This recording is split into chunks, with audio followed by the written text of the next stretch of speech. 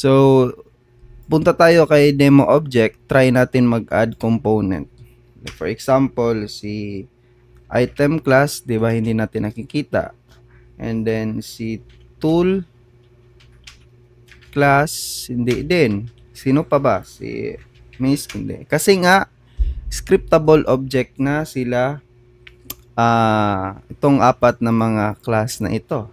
So may nakalimutan pala tayo. So balik muna tayo sa ating tool class.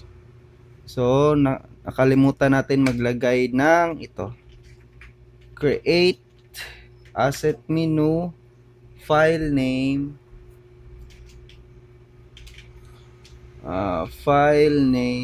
equals new tool, tapos remove lang natin itong inventory system, ganyan.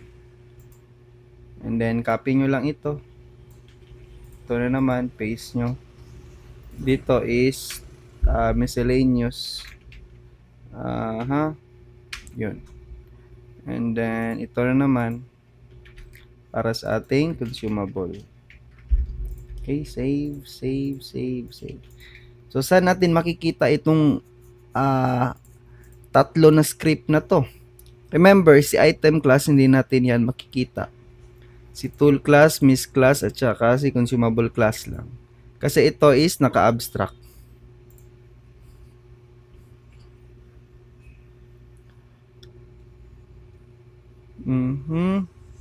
Oo nga. May nakalimutan ako. Kasi dapat naka-scriptable object si item class para makita natin siya sa ating dito sa project. So gawa tayo ng scriptable object na folder. Create folder scriptable object. Folder name lang yan ha. So create. So and then create tayo dito. Kita niyo itong si items, ayun, nandito si yung tatlong class na si consumable, tool, at saka si miscellaneous. So like for example, si tool. Okay, let's name it pickaxe. Ano ba? Meron bang wooden pickaxe? Wooden pickaxe. And then let's name it wooden pickaxe. Yun. Tapos hanapin natin itong meron ba? Ayun, meron nga. Kaso bronze pala. Bronze na lang para formal. Tsaka ito rename natin. Pwede tayo mag-rename dito sa so ito, naka-axe siya. Hindi, pickaxe pala. Yan. Sige, another one. Create na naman tayo.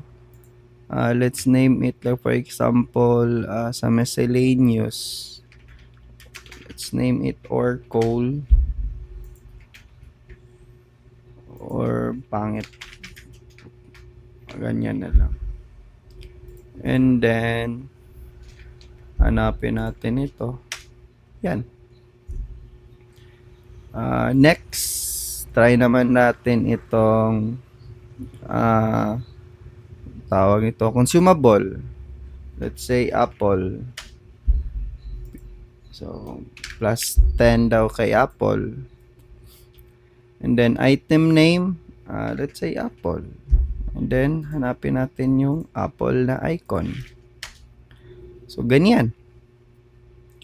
So hindi nadadrag yung ganito ha sa scene, hindi yan nadadrag. Kasi nga scriptable object yan.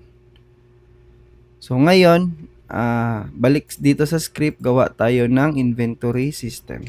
Inventory system. Hindi.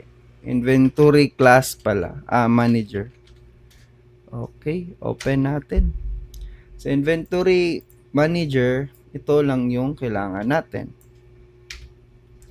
Una, gawa tayo ng list ng item class. Pero explain ko muna.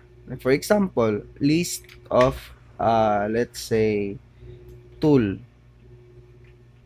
class, and then, yeah, ganyan. So, gawin pala nating public para makita natin sa inspector. So, save muna natin. Check natin sa demo object. So, dito, for example, add ko na so, pwede ko nang ma-add si inventory manager kasi naka-mono behavior ito. So, sige. Inventory manager. Ayun. Ano yung nakikita? Open natin yung. So, sige nga. Since meron tayong tatlong mga item class, so, gawa tayo ng tatlo. Sige nga, drag natin si bronze. Ayun, pwede. Si Apple, hindi pwede.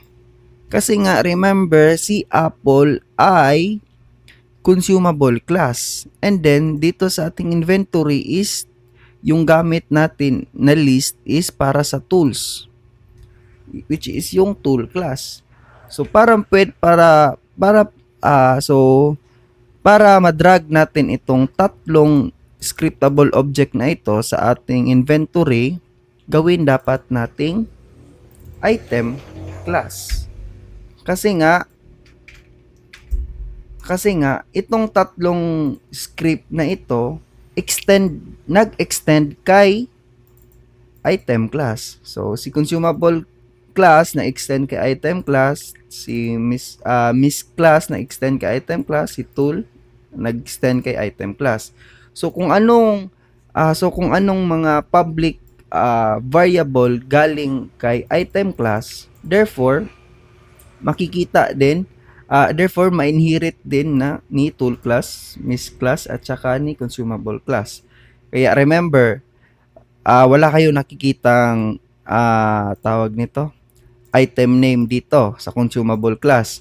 Pero dito sa ating Unity ginamit natin si consumable class. Like for example si Apple.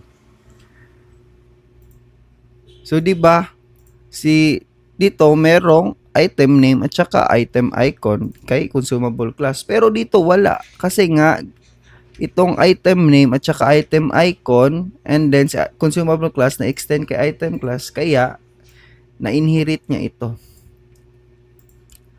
So, kaya meron tayong tinatawag na override kasi nga in-override natin itong mga abstract functions ni item class. Okay, sige, save natin ito. Drag natin itong tatlong mga consumable, tatlong mga item na mga object or scriptable object. So, ito, okay, pwede na nating i-drag si Apple at saka si or na Cole na miscellaneous class. So, yun.